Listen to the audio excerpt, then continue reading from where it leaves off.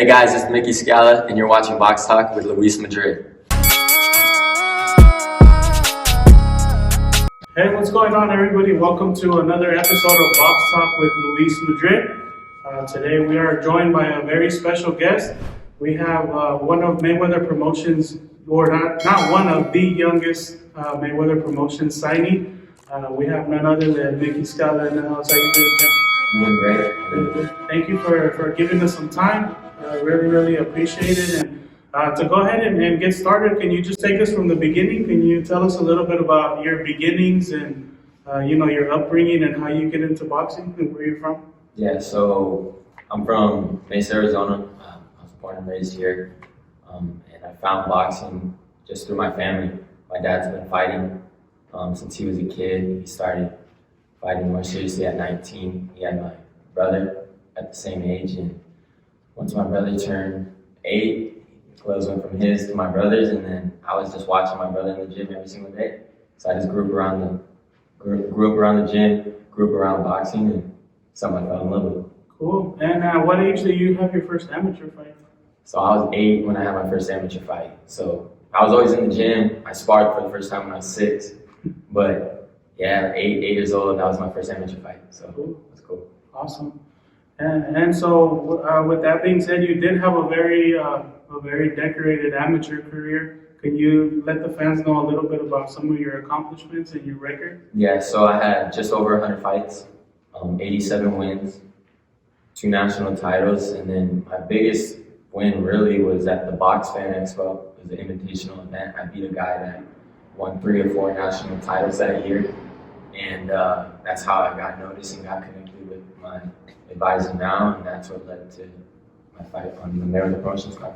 For sure. And that's cool that you bring that up, because I was actually going to ask you about that. I don't know if you can give us any more details, but how does that kind of come about, the signing and the connection with Mayweather Promotions? I guess you answered half of it already. Yeah, so like I said, I was at the Box Fan Expo. It was actually sponsored by Mayweather Promotions, so they had their little logo on the belt.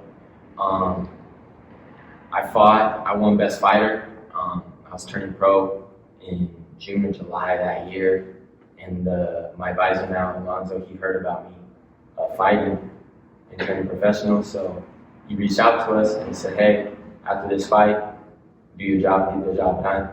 He's like, and bigger things will come, and then he got us connected with Mayweather Promotions to fight on the card in February. So I made my US debut at 17 out there. For sure.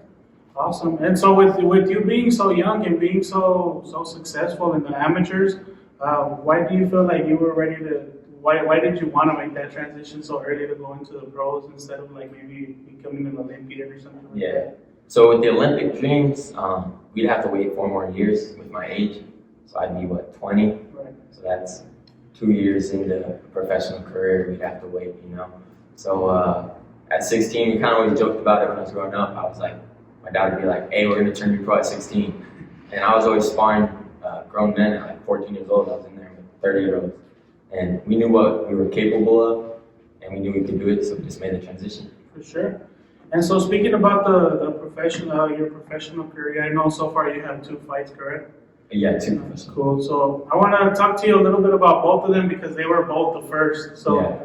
The first one, just how does that whole experience go? Were you nervous, not wearing the headgear and all that? How did you feel your first fight? Yeah, so the first fight was actually a really cool experience. Like I wouldn't trade the world for it. It was in Mexico. We fought a tough guy out there. We fought well. We got the job done. But like we get in the clinch and he hit me, and then we got in the clinch. I hit him, and they took a point from me. And then it kind of started seeming like the refs were against me, and the crowd was definitely against me because they were rooting for the guy from Mexico. But we got the job done, and it was a great experience, and I learned a lot from that, and then I transitioned that into my next fight. Do you remember what city or state that was in? It was Tijuana. Oh, okay, TJ, Yeah. for sure. Cool, man. And then the second fight, just how is that experience to be able to have, it's in the United States with your family going, and it looked like you took quite the gang over there. So how was that experience to fight in front of your loved ones? So that was amazing. Being able to have my US debut at 17, and then being able to have like my friends, my family, all get to go out there was truly amazing. We brought like 60 plus people and they all just came here from Arizona. We had friends from Vegas come out. We had people from Colorado come out. So we have a big supportive group, and they were loud, and the energy was insane. Usually when I'm fighting, I zone everything out, and I only hear my dad. But when I dropped the dude, I couldn't help myself to look in the crowd and like wave to my friends and my family and stuff. So I hear all the excitement, and I was just adrenaline rush for sure. You probably had to make a lot of shirts that trip. Yeah, we had a lot of shirts for that trip. Yeah, it was great. That's awesome. Cool, man. And so I know a lot of young prospects, when they sign, they usually like to, keep them busy. But obviously, good old COVID hit, unfortunately, and it stopped things for everybody. So how did that affect you personally? And maybe what are some things that you got to do during that downtime? Yeah, so COVID obviously taught us patience. Like a lot of people are waiting. We're not the only ones waiting for another fight to come around, but we're just getting stronger, and we've just been working on different things, and we're going to bring all those things that we learned into my next fight, and I'm going to be a completely different fighter for sure in my next fight, so we're looking forward to it. And with that being said, do you have any idea, at least maybe a time range where you would like to return or where you might possibly return? Yeah, we're looking probably late spring and then early summer. That's when our next fight should come, hopefully. So hopefully like March to July. Sure. Fingers crossed. You never know with COVID, but that's what we're looking for. For sure. Sounds good, man. And so with that being said, another thing that I wanted to talk about is education. I know that you're very big on education, and it obviously reflects with your high school GPA. You graduated with the 4.8, if I'm right, and then now as a college student, you're doing excellent with the 4.0. Can you tell us a little bit about why education is so important to you, and how do you manage to balance doing both things, being a professional fighter and being such an excellent student? Yeah, so education is something that'll always be there. Like, you never lose a diploma. But honestly, the reason why I'm so good at it is because I have a competitive mindset. And, I'm not just out there to just pass. If I'm gonna do something, I'm gonna give my all to it, and that's what I've done. I don't really know what else to say when it's on there. So as far as the actual balance, though, how do you find that time, especially when you were like in high school, when in the amateurs, when you're fighting so often? Yeah, so with boxing and school, I've always done school. Like, school's always been there, and school's always been a part of my life. Like, I started school when I was 6 and I started fighting when I was 8. So not much has changed in my life since then. And there are times where you're busting out an assignment like last minute because of boxing, or I'm out for a week in Utah and I have a final essay due, and I have to do it while I'm weighing in or getting ready for another fight. But I've always been able to manage it pretty easily. It's never been really a problem for me.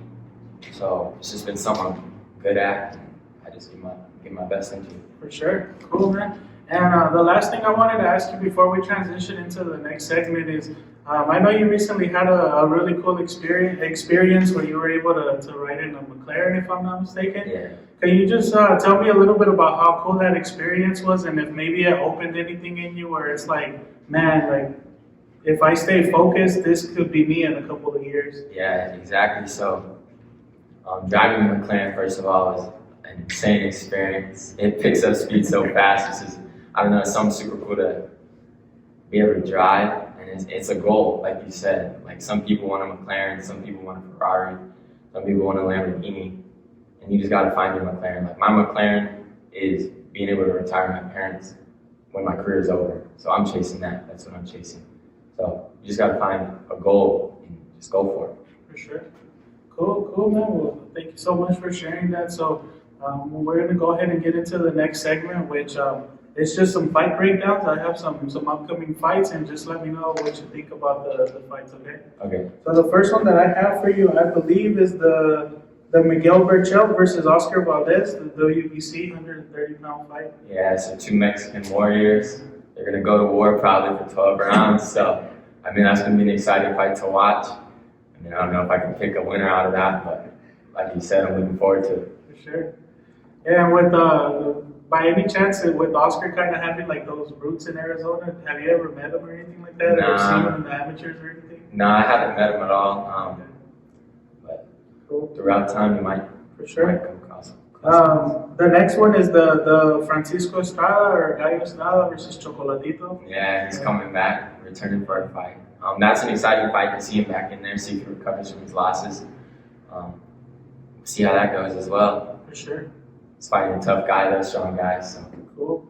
And then the last one, if I'm not mistaken, you're at 147, right? Yeah. Okay, so this is in your division. Yeah. It looks like Virgil Ortiz is fighting Maurice Hooker. Mm-hmm. What do you think about that? So Virgil Ortiz is fighting a former world champion. Yeah, The step-up fight and see if his knockout power carries out for sure. into the next fight. So.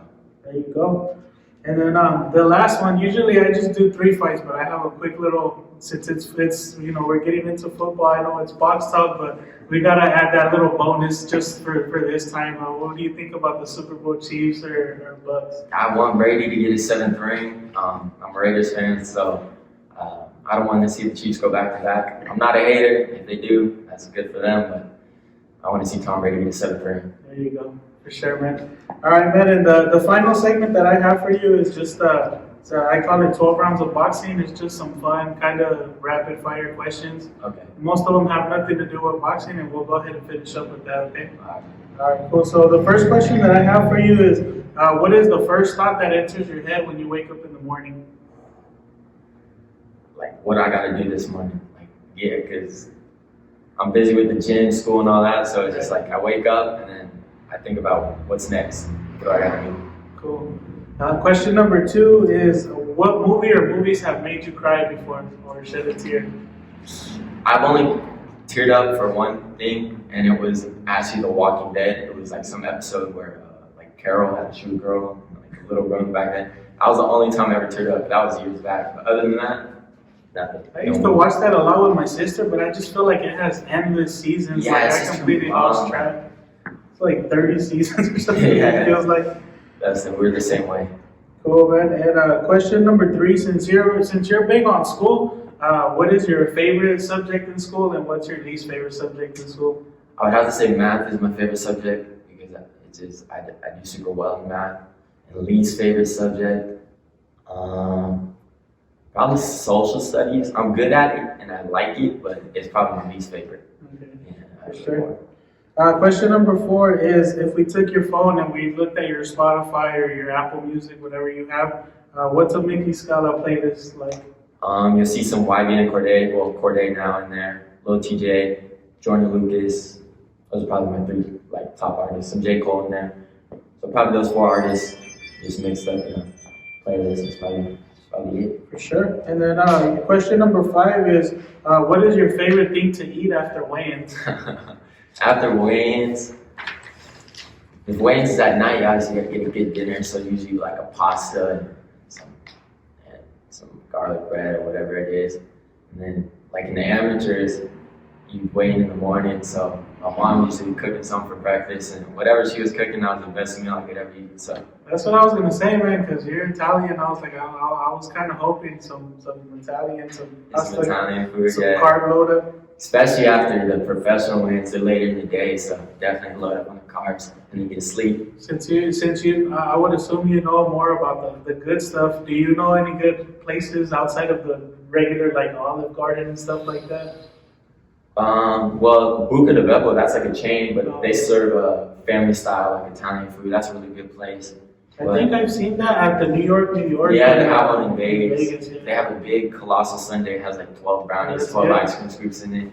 Sure. Oh yeah. After fights, go to town. Cool, man. Question number 6 is, what is your favorite item inside your closet? My shoes, probably these right here. It's my Off-White 4s. Yeah, I just picked them up, so Sure. it's definitely my There you favorite go. piece. Question number 7 is, I know you're a big ice cream guy. What's your favorite ice cream flavor? My go-to is coffee ice cream with Heath bar in it. So that's my go-to. Mint chip, that's also always good. So any of those 2, those are my favorites. At the end of the day, though, are you picky with ice cream, or are you just kind of like I- ice cream with Any ice cream is ice cream. Fruits sometimes, like fruit ice cream, I'm not a big fan of. I like stuff with like chocolate or whatever it is. But yeah, I'm cool with it as long as it's not pecan or pecan. I don't know what the Oh, yeah. right way of saying that. I don't Yeah, like yeah. any type of nuts, really. Okay. Yeah. Cool, man. Question number 8 is: do you follow any other sports closely? The only sport I really watch outside of boxing, like closely, like you said, is probably football. Football. So yeah, Big just watching the Lakers Raiders. Yeah, Sure. it's always on a Sunday. Question number 9 is: what is the best advice that you've ever received? Oh wow. I don't know. Just never give up. I mean, that's probably it's a cliche. You hear it all the time, but if you put your mind to something, you can always achieve it as long as you never give up. Luckily, it sounds like that's already in you, anyways. Yeah, exactly. You know, extra motivation. Yeah. Question number 10 is: if they made a movie about you, who do you think would play about your life? Who do you think would play you? I like they did the movie on Mickey Ward, and you saw like Mark Wahlberg did a great job doing that. So I don't know, depends how old he is, but right now I'd like to say like a Mark Wahlberg could play my role. You might need someone taller than that though, but I think I've heard about that movie, but I haven't seen it. Isn't it called like The Fighter or something? yeah, The Fighter, it's a great I heard movie. it's good. I haven't Really seen it. good movie. Yeah, I might have to check it out Yeah. for sure. So, I watch that trilogy all the time on YouTube with Oh. everybody. you got to. I mean, that's probably like one of the biggest fights of all time. For sure. Question 11 is: when it comes to wings, do you prefer flats or drums? Oh, flats probably. Flats. Yeah. I don't know. That's hard. I like them both. A lot of people get really The crazy drums about are it. easy. The drums are easy to eat, I Yeah. would say. So, Cool, man. And then the final question is: do you have any other secret talents outside of boxing? I can solve a Rubik's Cube. That works. That's your talent, I guess. That might have to be a separate video, but we'll take you. We'll take you. Other than that, nah, that's about it. All right, for sure, man. Sounds good, man. Well, thank you so much for giving us some of your time. Before we let you go, do you have any final words for your family, supporter, friends, any social media that you want to give up? Yeah, so just thank you to anyone that tunes in. Keep an eye on me. We're looking forward to fighting soon and staying active. And I'm thankful for all the opportunities that I got through boxing. And it's going to be a good ride. Any social media you want? Oh yeah, social media, everything's Micky Scala. It's all one word. All right, man. Well, I appreciate it, brother. You have it. Thank you so much, everybody, for tuning in to another episode of Box Talk with Luis Madrid. God bless. Appreciate it. Going on, everybody. Thank you for tuning in to another episode of Box Talk with Luis Madrid. Make sure you like, comment, subscribe. Let us know who you would like us to interview next. And stay tuned for the next episode. Thank you very much, and God bless.